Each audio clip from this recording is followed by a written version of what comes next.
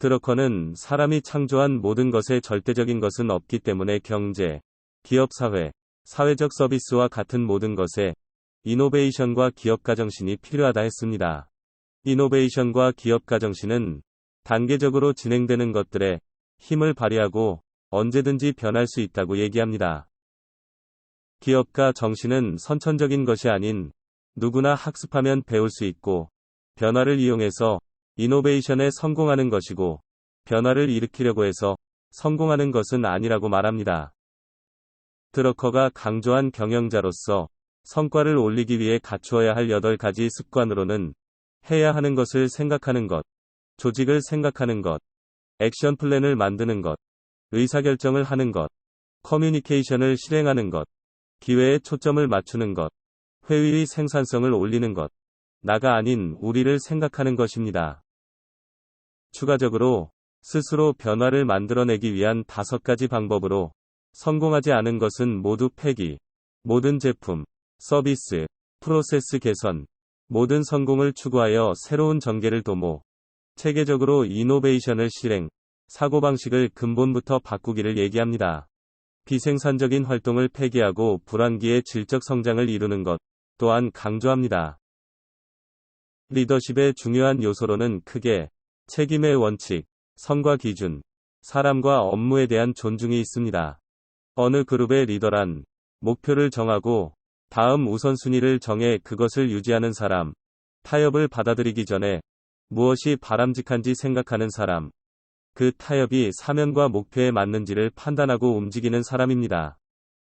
경영진들은 본연의 업무에 집중해야 하고 리더가 갖춰야 할 유일한 자질로는 진지함이 있습니다. 경영 임원의 시야가 좁으면 기업은 위험해질 수 있기 때문에 세상을 보는 시야가 필수적입니다. 바람직한 커뮤니케이션에 있어서 듣는 쪽의 기대를 이해할 필요가 있고 차이가 있을 수 있음을 인정하는 것으로부터 시작해야 합니다. 드러커는 같은 사실을 다르게 보고 있다는 것을 서로 이해할 때 커뮤니케이션은 첫걸음을 내딛는다 말합니다.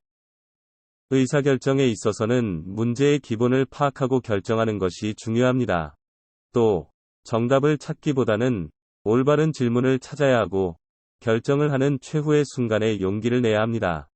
마지막으로 그 결정에 대한 최종적인 책임자가 누구인지 명확히 하는 것이 필수적입니다. 드러커는 의사결정에서 의견의 불일치가 중대한 오류를 막아주고 대안을 제공해주고 상상력을 자극한다 말합니다.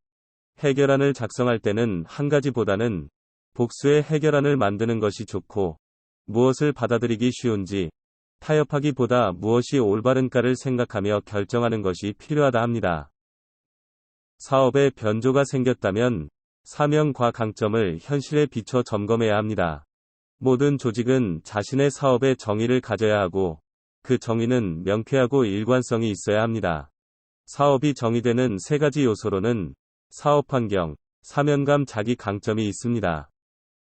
드러커가 얘기하는 중요한 숫자 중 하나인 지출 배분이란 고객의 지출 중에 자사가 제공하는 카테고리에 제품과 서비스를 구입하는 데 쓰는 비용의 비율을 얘기합니다. 지출 배분은 한번 안정되면 비슷하기 때문에 매번 조사할 필요는 없습니다. 드러커가 발표한 5가지 중대 과오로는 이익 신봉, 고가격 신봉, 비용 중심주의, 과거 숭배, 문제 지상주의가 있습니다. 급속한 성장은 조직을 취약하게 만들어 매니지먼트를 불가능하게 하기 때문에 성장을 경계하면서 성장의 위험을 예방해야 합니다.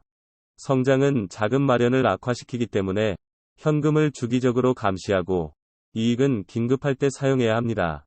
성장이 재무구조의 변화를 요구할 때는 자금원을 고도화하여 질 좋은 자금을 확보하고 정보를 요구할 때는 고객과 시장에 대한 정보를 습득합니다. 성장에는 폐기가 필요할 수도 있는데 제품, 공정, 유통 채널을 재검토하는 것으로 대처할 수 있습니다.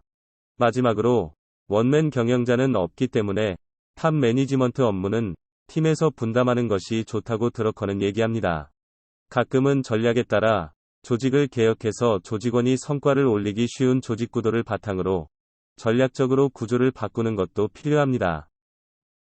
조직이 너무 커지면 조직 구조 전체가 복잡해지고 성과와 직접적인 관련이 없는 업무가 늘어나기 때문에 최적의 규모를 유지하는 것이 필수적이고, 여기서 최적의 규모란 조직의 기능과 업무에 필요한 정보를 가장 유효하게 취급할 수 있는 크기라고 드러커는 얘기합니다.